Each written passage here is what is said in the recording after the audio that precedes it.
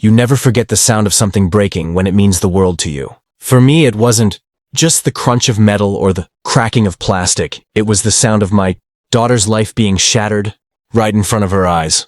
It all started on a quiet Sunday morning in our peaceful cul-de-sac. My daughter Lily was outside, as she often was, sketching flowers on her little notebook while sitting in her custom-built wheelchair. She loved that thing. It gave her freedom, independence, and dignity. But to Karen's teenage son Jason, it was nothing more than a joke waiting to happen.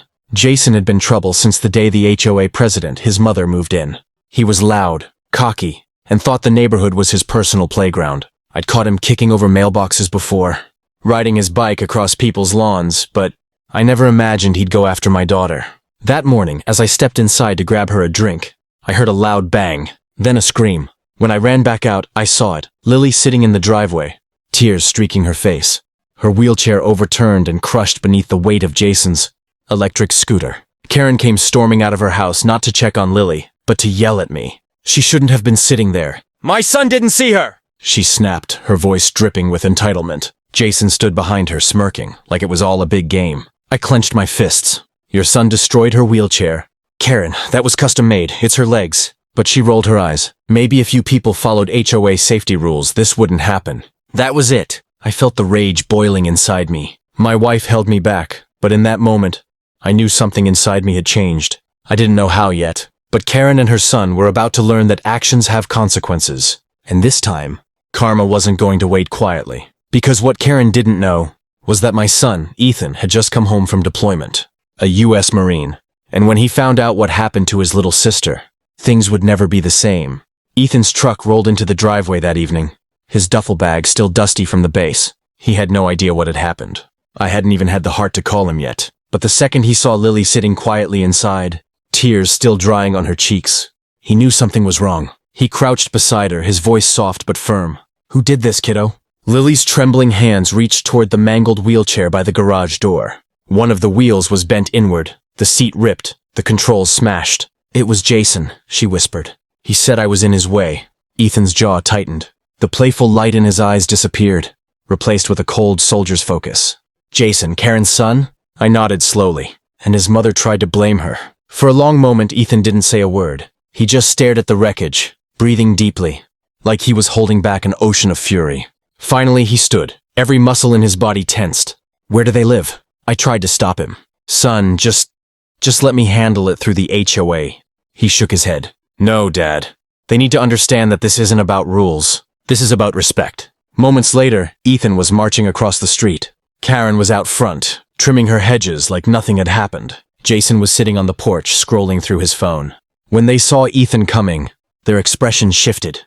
Karen's smugness faltered, and Jason froze mid-swipe. "Can I help you?" Karen asked sharply. Ethan's voice was steady but deadly calm. "You can start by teaching your son to take responsibility for what he did." Karen scoffed.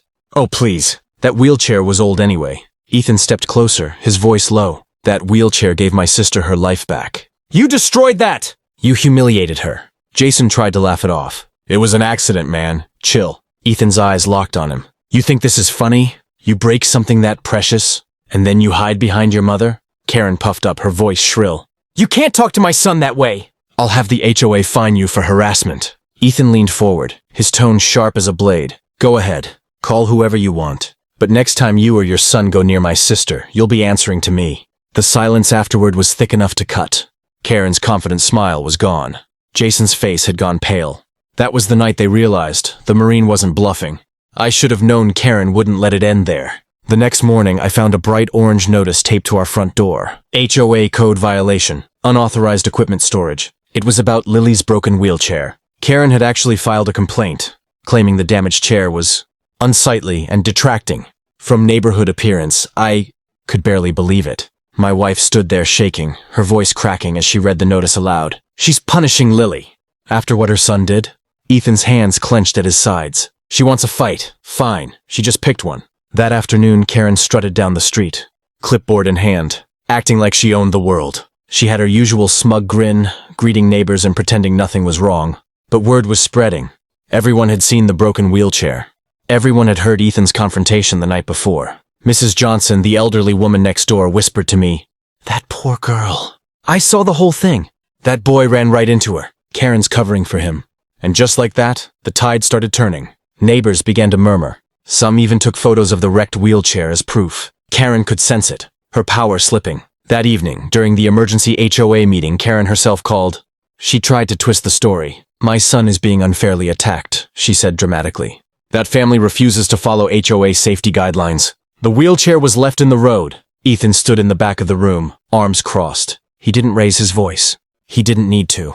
That's a lie, he said calmly, every word cutting like steel. My sister was on our driveway. Your son was racing his scooter, laughing when he hit her. We have witnesses. The room fell silent. Karen's face turned pale. She tried to speak, but the HOA members were already exchanging looks. Uneasy. Skeptical. Done with her arrogance. And then Ethan did something I didn't expect. He gently rolled in the broken wheelchair, setting it in front of everyone. This, he said, is what your rules are protecting? This is what you call unsightly? No one said a word. Not a single person backed Karen up. For the first time, she had no audience, no power, no control. But she wasn't finished yet. The look in her eyes said it all. Karen wasn't going down quietly, and none of us could have predicted what she'd try next. 2 days passed in uneasy silence. Karen hadn't shown her face since the HOA meeting. Her son, Jason, kept his distance too. No scooter races, no loud music, no mocking laughs echoing down the street. It felt like peace had finally returned. But I knew better. Karen never let go without striking back one more time. That evening, just as the sun dipped behind the houses, I heard shouting outside. When I stepped onto the porch, I saw flashing red and blue lights reflecting off Karen's driveway. 2 police cars were parked there. Officers were talking to her, and Jason stood beside them, his face pale and anxious. Curious neighbors peeked from windows. Ethan came up behind me, eyes narrowed. What's going on? One of the officers walked over. Sir, do you own the property across from Karen Miller? Yes, I said carefully. He sighed. We received a call about vandalism. Someone filed a report claiming your family damaged her son's scooter. Ethan almost laughed in disbelief. You've got to be kidding me. That scooter crushed my sister's wheelchair. The officer held up his hand. We're aware of the prior incident. That's actually why we're here. We reviewed the neighbors' statements. And the footage. Footage? I repeated. He nodded. Turns out one of your neighbors has a doorbell camera. It caught everything. The scooter swerving, Jason laughing, your daughter crying. It's all on video. Karen froze. Her confident posture crumbled as the officer turned toward her. Ma'am, we need to talk about filing false reports and property damage. Jason's face went red. Mom, I didn't know they had video. Be quiet! She hissed, but it was too late. The whole street was watching now. Ethan stepped forward, voice calm but firm. You tried to blame a disabled child. You tried to bury the truth. But the truth doesn't stay buried, Karen. Not when you hurt innocent people. Karen's eyes glistened with tears, not of guilt, but humiliation. The officers led her and Jason aside for questioning. And for the first time since they moved in, the neighborhood was silent.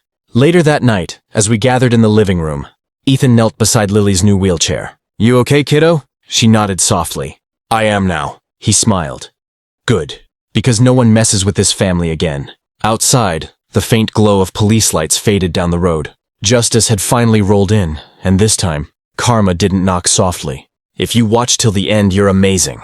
Don't forget to like this video, subscribe to the channel, and tell me in the comments what you'd do if a Karen like this lived next to you. Your support keeps these real-life stories coming.